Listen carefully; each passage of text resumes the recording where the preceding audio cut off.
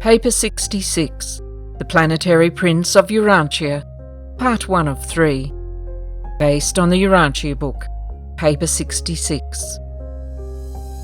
The advent of a Lanonendek sun on an average world signifies that will, the ability to choose the path of eternal survival, has developed in the mind of primitive man.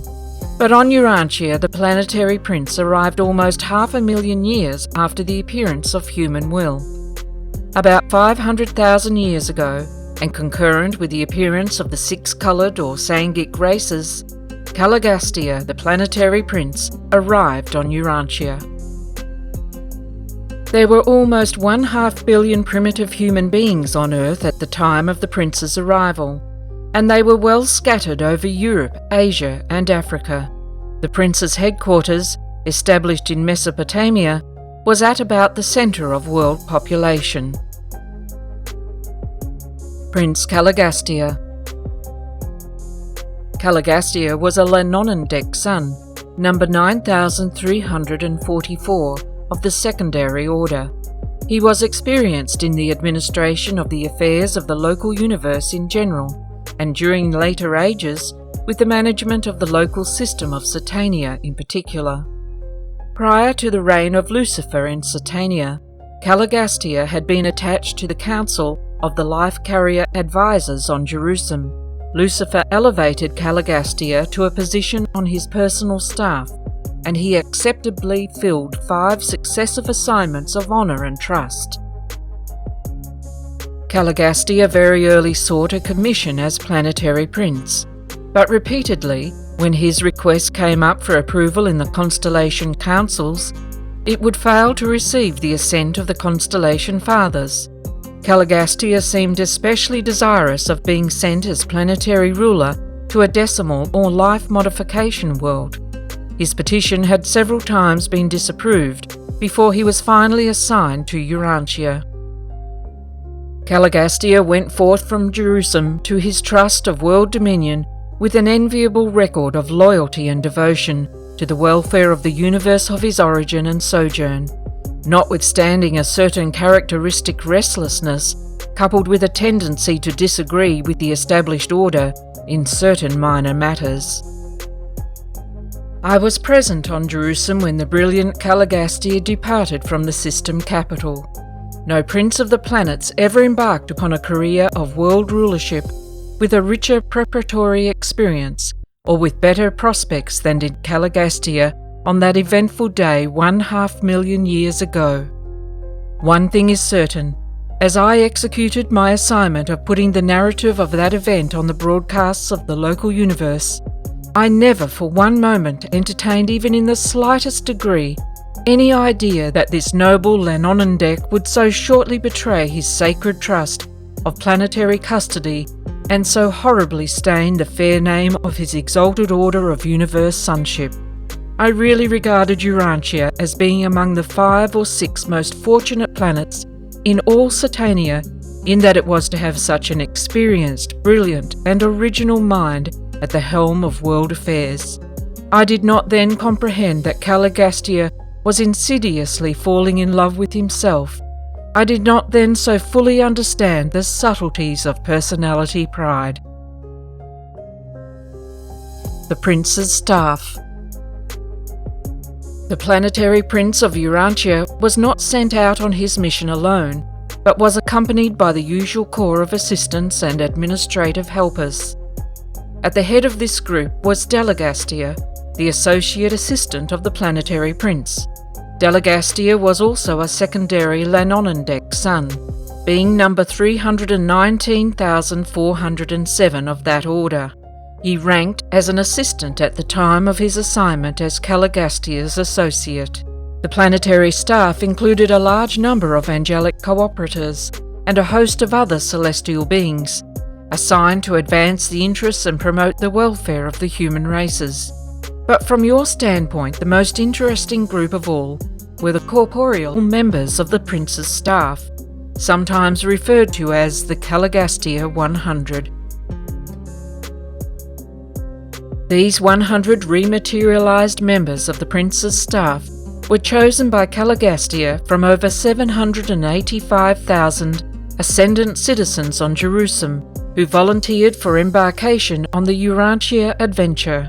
Each one of the chosen 100 was from a different planet, and none of them were from Urantia.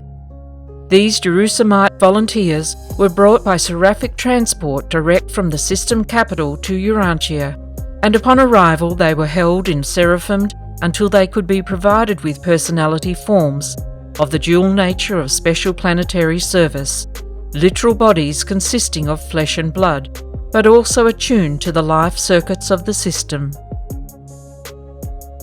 Sometime before the arrival of these 100 Jerusalem citizens, the two supervising life carriers resident on Urantia, having previously perfected their plans, petitioned Jerusalem and Urantia for permission to transplant the live plasm of 100 selected survivors of the Andon and Fonta stock into the material bodies to be projected for the corporeal members of the prince's staff. The request was granted on Jerusalem.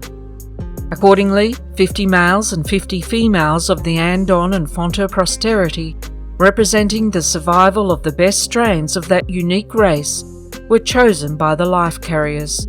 With one or two exceptions, these Andonite contributors to the advancement of the race were strangers to one another.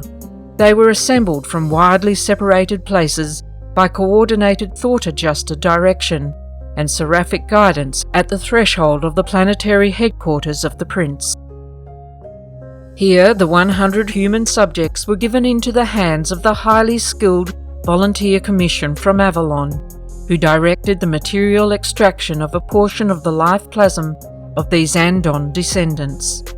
This living material was then transferred to the material bodies constructed for the use of the 100 Jerusalemite members of the prince's staff. Meantime, these newly arrived citizens of the system capital were held in the sleep of seraphic transport. These transactions, together with the literal creation of special bodies for the Caligastia 100, gave origin to numerous legends, many of which subsequently became confused with the later traditions concerning the planetary installation of Adam and Eve. The entire transaction of repersonalization from the time of the arrival of the seraphic transports bearing the 100 Jerusalem volunteers until they became conscious, threefold beings of the realm, consumed exactly 10 days. Dalmatia, the city of the prince. The headquarters of the Planetary Prince was situated in the Persian Gulf region of those days, in the district corresponding to later Mesopotamia. The climate and landscape in the Mesopotamia of those times were in every way favourable to the undertakings of the prince's staff and their assistants, very different from conditions which have sometimes since prevailed. It was necessary to have such a favourable climate as a part of the natural environment designed to induce primitive Urantians to make certain initial advances in culture and civilization. The one great task of those ages was to transform man from a hunter to a herder, with the hope that later on he would evolve into a peace-loving, home-abiding farmer. The headquarters of the Planetary Prince on Urantia was typical of such stations on a young and developing sphere. The nucleus of the prince's settlement was a very simple but beautiful city, enclosed within a wall 40 feet high. This world centre of culture was named Dalmatia in honour of Caligastia. The city was laid out in 10 subdivisions with the headquarters mansions of the 10 councils of the corporeal staff situated at the centres of these subdivisions. Centremost in the city was the Temple of the Unseen Father. The administrative headquarters of the prince and his associates was arranged in 12 chambers immediately grouped about the temple itself. The buildings of Dalmatia were all one story except the council headquarters, which were 2 stories, and the central temple of the Father of All, which was small but 3 stories in height. The city represented the best practices of those early days in building material, brick. Very little stone or wood was used. Home building and village architecture among the surrounding peoples were greatly improved by the Dalmatian example. Near the prince's headquarters there dwelt all colours and strata of human beings, and it was from these nearby tribes that the first students of the prince's schools were recruited. Although these early schools of Dalmatia were crude, they provided all that could be done for the men and women of that primitive age. The prince's corporeal staff continuously gathered about them the superior individuals of the surrounding tribes, and, after training and inspiring these students, sent them back as teachers and leaders of their respective people. Continuing in Paper 66, The Planetary Prince of Urantia, Part 2 of 3.